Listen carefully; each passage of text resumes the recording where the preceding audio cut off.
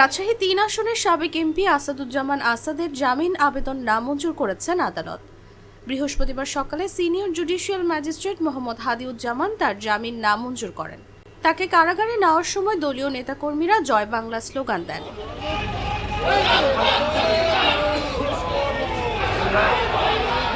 আদালত পুলিশের পরিদর্শক মোহাম্মদ আমানুল্লাহ বলেন, ছাত্র জনতার উপর হামলার ঘটনায় মোহনপুর থানায় করা একটি মামলায় হাজিরা দেওয়ার জন্য সাবেক এমপি আসাদুজ্জামান আসাদকে কারাগার থেকে আদালতে নেওয়া হয়।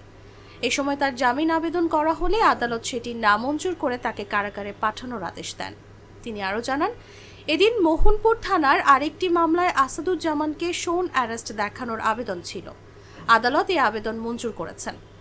এদিকে আসাদকে কারাগারে নেওয়ার সময় জয় বাংলা স্লোগান দিতে থাকেন আওয়ামী ও তার অঙ্গ সংগঠনের নেতাকর্মীরা। আদালত চত্বরে আসাদকে বহনকারী গাড়ির সামনে আসলে তারা দিকবিদিক থেকে জয় বাংলা, জয় বঙ্গবন্ধু, শেখ হাসিনা ভয় নাই, রাজপথ ছাড়ি নাই ইত্যাদি স্লোগান দিতে থাকেন। গত ৬ অক্টোবর ঢাকায় র্যাবের হাতে গ্রেফতার হন আসাদুজ্জামান আসাদ। সম্প্রতি তাকে ঢাকা থেকে রাজশাহী কেন্দ্রীয় কারাগারে আনা হয়।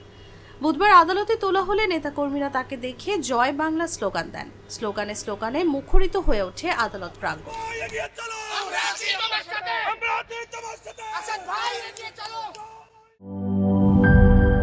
জীবনের সাথে চলে high five all time healthy life.